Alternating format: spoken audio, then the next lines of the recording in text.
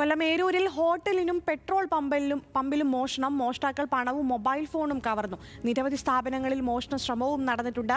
മോഷ്ടാവിന്റെ CCTV ദൃശ്യങ്ങൾ പോലീസിന് ലഭിച്ചു. പുലർച്ചെയോടെയാണ് പലയിടത്തുമായി മോഷണം നടന്നിരിക്കുന്നത്.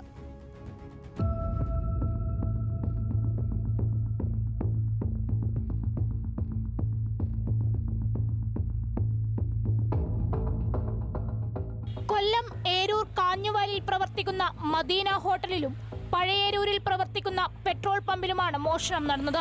മോഷ്ടാവ് ഏരൂർ കാഞ്ഞുവാലിലെ മദീന ഹോട്ടലിന്റെ മുൻവശത്തെ ഡോറിന്റെ പൂട്ട് പൊളിച്ച് അകത്ത് കടന്ന് മേശയിൽ സൂക്ഷിച്ചിരുന്ന 10,000 രൂപയും മേശയുടെ മുകളിൽ നേർച്ച വഞ്ചിയിൽ 4 വർഷത്തോളമായി സൂക്ഷിച്ചിരുന്ന 10,000-ഓളം രൂപയുമാണ് കവർന്നത്.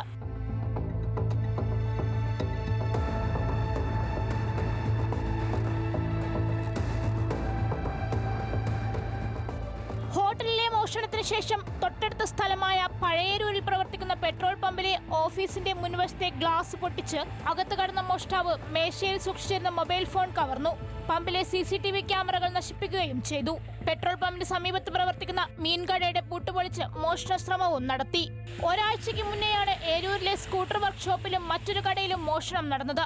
ഇതിനു തൊട്ടുപിന്നാലെയാണ് വീണ്ടും മോഷണ പരമ്പര നടന്നിരിക്കുന്നത്. രാവിലെ ഹോട്ടൽ തുറക്കാനായി എത്തിയപ്പോഴാണ് മോഷണം നടന്നത് ഹോട്ടൽ ഉടമ അറിയുന്നത്. തുടർന്ന് ഹോട്ടൽ ഉടമ ഏരൂർ പോലീസിൽ പരാതി നൽകി. ഏരൂർ പോലീസ് എത്തി CCTV ദൃശ്യങ്ങൾ ശേഖരിച്ച് അന്വേഷണം ആരംഭിച്ചു. രാത്രി നമ്മൾ കട അടയ്ക്കുന്നത് തന്നെ ഒരു 12 മണി കഴിഞ്ഞിട്ടാണ് ഇവിടുന്ന് പോയത്. ആ മഴയൊക്കെ പെയ്ത് തോന്നിയതിനു ശേഷമാണ് ഇവിടുന്ന് പോയത്. 12 മണി കഴിയും എന്നും കട അടച്ച് പോകുമ്പോഴത്തേക്ക്.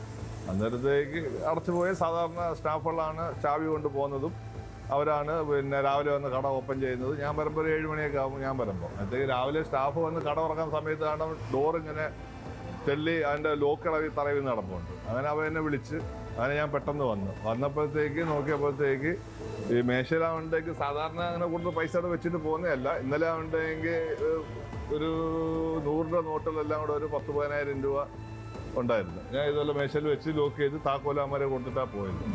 അടുത്തിടെ ജില്ലയുടെ കിഴക്കൻ മേഖലകളിൽ വ്യാപകമായി മോഷണം നടത്തിയ 17-കാരനാണോ ഈ മോഷണത്തിന് പിന്നിലെന്നുള്ള സംശയമാണ് പോലീസിനുള്ളത്. സംഭവസ്ഥലത്ത് വിരലടയാള വിദഗ്ധരെത്തി തെളിവുകൾ ശേഖരിച്ചു. ന്യൂസ് മലയാളം, കൊല്ലം.